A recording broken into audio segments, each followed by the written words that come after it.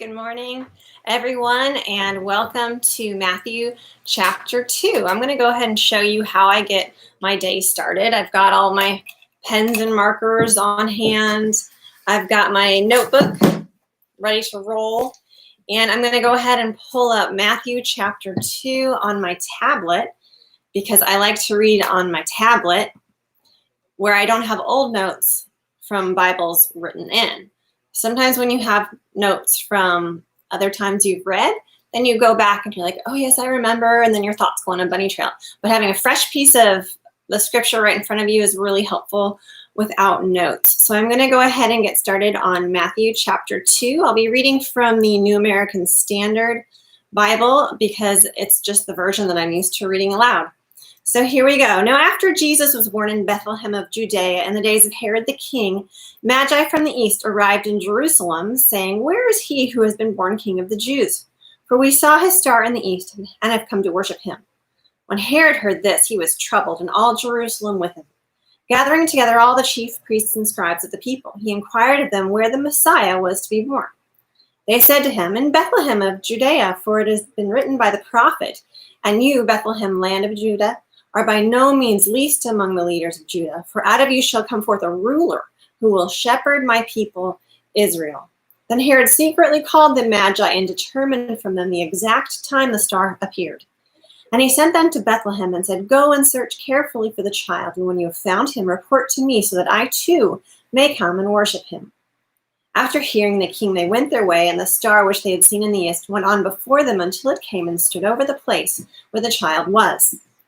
When they saw the star, they rejoiced exceedingly with great joy. After coming into the house, they saw the child with Mary his mother, and they fell to the ground and worshipped him. Then opening their treasures, they presented him gifts of gold, frankincense, and myrrh. And after having been warned by God in a dream not to return to Herod, the Magi left for their own country by another way. Now when they had gone, behold, an angel of the Lord appeared to Joseph in a dream and said, "Get up, take the child and his mother and flee to Egypt, and remain there until I tell you, for Herod is going to search for the child and to destroy him." So Joseph got up and took the child and his mother while it was still night and left for Egypt.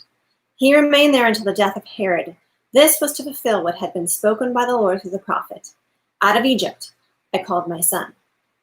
Then when Herod saw that he had been tricked by the Magi, he became very enraged and sent and slew all the male children who were in Bethlehem and all its vicinity, from 2 years old and under, according to the time which he had determined from the Magi.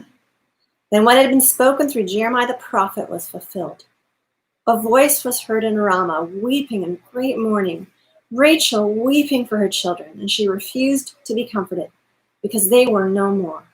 But when Herod died, behold, an angel of the Lord appeared in a dream to Joseph in Egypt and said, "Get up, take the child and his mother, and go into the land of Israel, for those who sought the child's life are dead." So Joseph got up, took the child and his mother, and came into the land of Israel. But when he heard that Archelaus was reigning over Judea in place of his father Herod, he was afraid to go there. Then after being warned by God in a dream, he left for the regions of Galilee, and came and lived in a city called Nazareth. This was to fulfill what was spoken through the prophets: "He shall be called a Nazarene." Well, that's got a lot going on in it, and I just wanted to highlight a couple things this morning about chapter 2 of Matthew. The one that always hurts the most in this chapter is what Herod decided to do to the babies and the little toddlers. It just makes me sick to think about. So what I wanted to start with, or just who the Magi were, and they were probably some type of astronomers from the East and a group of Jews that had been exiled out of the land of Israel before, and then were coming back as wise men, but still with a Jewish heritage. And one of the things that Jews despised more than anything was,